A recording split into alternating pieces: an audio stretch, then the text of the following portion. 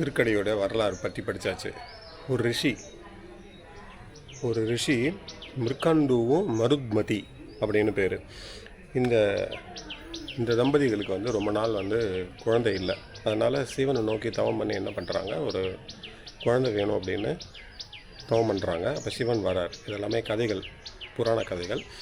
சிவன் வந்து உனக்கு வந்து எப்படிப்பட்ட மகன் வேணும் அப்படின்னு கேட்குறாரு. ஒன்று ஒரு புத்திசாலியான மகன் வேணுமா, அவன் வந்து கம்மியான ஆயுசு தான் இருப்பான், இல்லை ஒரு முட்டாளான குழந்தை வேணுமா, அவன் வந்து நிறைய ஆயுசு இருப்பான் அப்படின்னு சொல்கிறார். இவங்க என்ன சொல்கிறாங்க, எனக்கு வந்து புத்திசாலியான குழந்தை கொடுங்க, கொஞ்சம் கம்மியான ஆயுசு இருந்தால் பரவாயில்ல அப்படின்னு சொல்கிறாங்க. சரின்னு சொல்லி சிவன் வந்து ஒரு புத்திசாலியான குழந்தை பிறக்கட்டும், அவர் வந்து 16 வயசு தான் இருப்பார் அப்படின்னு சொல்லிட்டு கிளம்பிடுறாரு. சரின்னு சொல்லி வந்து ஒரு குழந்தை பிறக்கிறாங்க அவங்களுக்கு. அவங்களுடைய பேர் வந்து மார்க்கண்டேயன் அப்படின்னு வைக்கிறார். இப்போ இந்த மார்க்கண்டேயனுக்கு 16வது வயசு வருது. 16 வயசு வந்த உடனே இவங்களுக்கு தெரிஞ்சிடுது, 16 வயசு ஆகிடுச்சு, இப்போ வந்து இறக்க போகிறான் அந்த பையன் அப்படின்னு. அப்போ என்ன பண்ணுறா, இந்த மார்க்கண்டேயனும் வந்து சிவன் பக்தனாக பிறக்கிறார். ரொம்ப சிவன்னா அப்படி ஒரு பக்தனாக இருக்கார். சிவன்கிட்டயே சரண்டர் ஆகிற அளவுக்கு பக்தனாகிடுறார். இப்போது 16 வயசில் வந்து யமன் வரார். யமன் வந்து தன்னுடைய பாசகயிறை போட்டு இவரை இழுக்கும்போது இவர் சிவனை போய் கட்டி பிடிச்சிடுறார். அதனால் அந்த பாசகயிறு சிவன் மேலே விழவும் சிவனுக்கு கோபம் வந்து தன்னுடைய திரிசூலத்தை வந்து போட்டு யமனை வந்து கொஞ்சம் கோபம் அடைகிறாரு. அதுக்கப்புறம் யமன் வந்து அதை எடுத்துடுறார். அந்த பாசகயிறு எடுத்தோடனே அப்போ சிவன் சொல்கிறார், இவனுக்கு வந்து என்றைக்குமே 16 வயசு, மார்க்கண்டேயன் என்றும் 16 அப்படின்னு சொல்லிட்டு இந்த கோயிலுக்கு என்னை வந்து வேண்டிக்கிறவங்களுக்கு இந்த மிருத்யு பயம் வந்து இருக்காது அப்படின்னு சொல்கிறாரு. அதுதான் வந்து திருக்கடையூர். அங்கே இருக்கிற சிவனுக்கு அமிர்த கடேஸ்வரர்னு பேர். அவங்களுடைய ஒய்ஃப்க்கு வந்து அபிராமின்னு பேர்.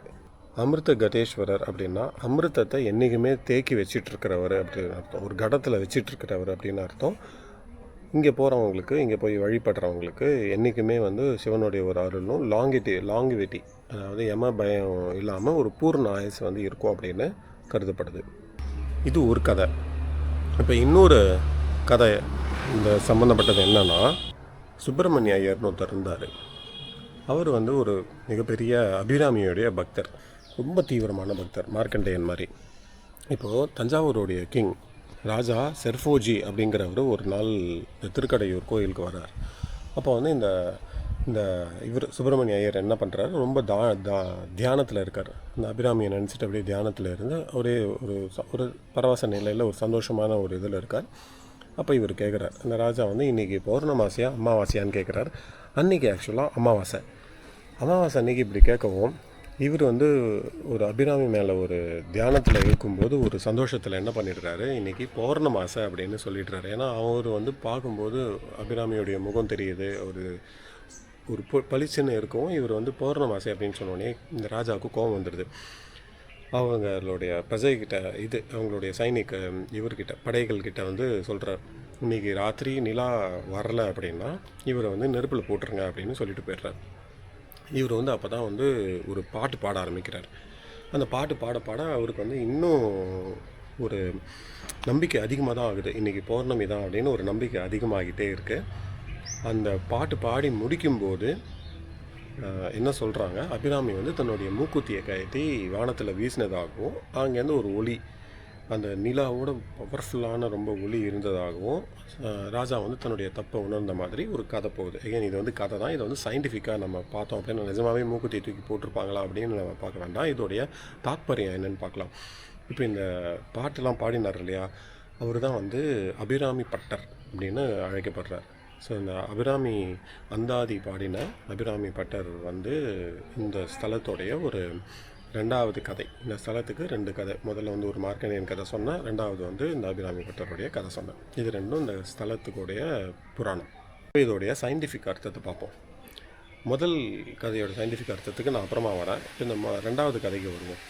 2வது கதையில் நமக்கு என்ன புரியுது, ஒரு ஆழ்ந்த ஒரு டிவோஷன், ஒரு டெடிகேஷன் இருந்தது அப்படின்னா அமாவாசை கூட பௌர்ணமி ஆகிடும். அதாவது நம்மளுடைய வாழ்க்கை ஒரு இருளாக இருந்தது அப்படின்னா ஒரு ட்ரஸ்ட்டு, ஒரு நம்பிக்கை இருந்ததுன்னு வச்சுக்கோங்களேன், நிச்சயமாக ஏதோ அந்த காலம் மாறும், ஏதோ ஒன்று நடக்கும் அப்படின்னு ஒரு நம்பிக்கை இருந்தது அப்படின்னா அந்த அமாவாசை கூட பௌர்ணமியாக மாறும் அப்படிங்கிறது 2வது கதையில் தெரியுது.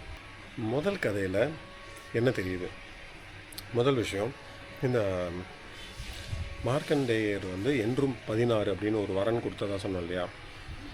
ஸோ அதாவது அந்த மார்க்கண்டேயன் வந்து சிவனை வந்து சரண் அடைஞ்சிட்டார்.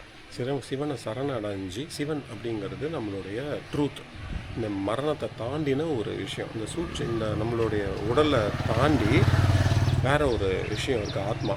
அப்போ அதில் நம்ம சரண் அடைஞ்சிட்டோம் அப்படின்னா இந்த மரணம் அப்படிங்கிறது நமக்கு ஒரு விஷயமே கிடையாது.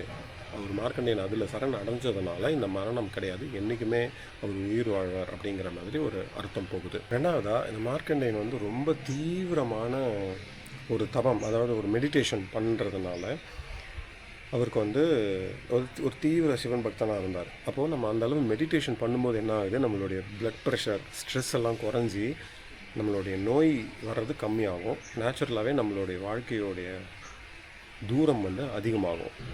அடுத்ததாக என்ன தெரிஞ்சுக்கணும், டிவோஷன் இருந்தது அப்படின்னா நமக்கு வந்து இந்த எம பயம் இதெல்லாம் வந்து இல்லாமல் இருக்கும்.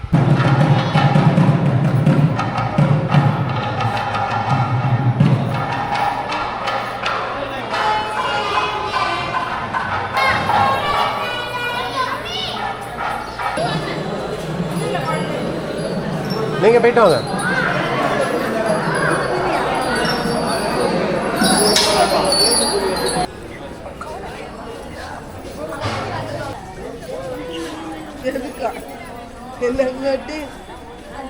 திருக்கடையூர் போய் அவரை பார்த்து முடிச்சுட்டு திரும்பி வந்து தாயகம்னு ஒரு சூப்பர் மார்க்கெட், இங்கே வந்து எல்லாம் வாங்க போயிட்டாங்க. எனக்கு செம பசியில் மயக்கமே வர மாதிரி வந்துடுச்சு. அதனால் நான் போய் ஒரு தோசை சாப்பிட்டு, அப்படி பசங்களையும் கூப்பிட்டுட்டு போய் தோசை சாப்பிட்டு, பிஸா தோசையும் சீஸ் தோசையும் சாப்பிட்டுட்டு வந்தாச்சு. இப்போ வந்தோடனே கிருஷ்ணர் வேஷம் போட்டு எல்லாம் ரெடி ஆகிட்டுருக்காங்க.